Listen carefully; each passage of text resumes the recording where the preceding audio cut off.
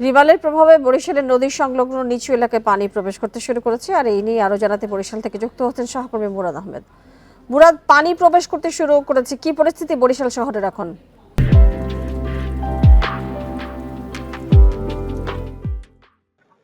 দেখুন, এই সময়টাতে পানি প্রবেশ করেছে, এটি কিন্তু পূর্ণিমার জো আছে। হ্যাঁ, তো এর কারণে আপনি আমার পেছনটা দেখুন, যে ঘাটটি এখন দেখছেন যে পানি কিছুটা কমেছে, এটি একদম সম্পূর্ণ ডুবে গিয়েছিল। হ্যাঁ, তো এই অবস্থা বরিশালের বস্তি এলাকা, পলাশপুর, মোহাম্মদপুর, আমরা রসুলপুর, এই যতগুলো এলাকা আছে, এছাড়াও যদি 12 নম্বর 25 নম্বর ওয়ার্ডের যে মাঝখানটা, বদ্ধভূমি, এই সমস্ত এলাকায় পানি উঠেছে। তবে যেটি বলা হচ্ছে যে ঝড়ের কারণে উঠেছে, আসলে সঙ্গত বিষয় এমনটি নয়।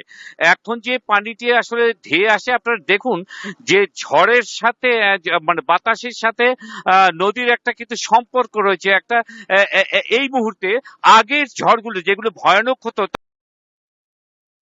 বোবা হয়ে যেত, যে নদী 4 ঘন্টা আগে কিন্তু নদী বোবা হয়ে যেত, যে নদী কোনো কথা বলতো থমথম হয়ে যেত, এখন দেখা যাচ্ছে স্বাচ্ছন্দ্যে, অর্থাৎ নদীর যে ঢেউ নৃত্য কিন্তু আমরা দেখতে পাচ্ছি বাতাসের তোড়ে। এই সখ্যতা কিন্তু ঝড়ের অবস্থানকে অনেকটা মানে মুখ থুবড়ে পড়ার মতো করে দেয়। প্রথম থেকেই বলা হচ্ছে যে এই ঝড়টি যখন শুরু হয়েছিল তখন অতি বেগে শুরু হয়েছিল, এবং এখন যেটি অবস্থা দাঁড়িয়েছে যে অনেকটা হাঁপিয়ে ওঠার মতো অবস্থা দাঁড়িয়েছে, যে কারণে পানি উঠেও আজকে বরিশালে প্রথমবারের মতো আমরা দেখছি যে পানি উঠে বেশিক্ষণ টেকে নেই। পানি কিন্তু উঠেছিল, উঠে আর বেশিক্ষণ টেকে নেই, তাড়াতাড়ি সেটি নেমে গেছে।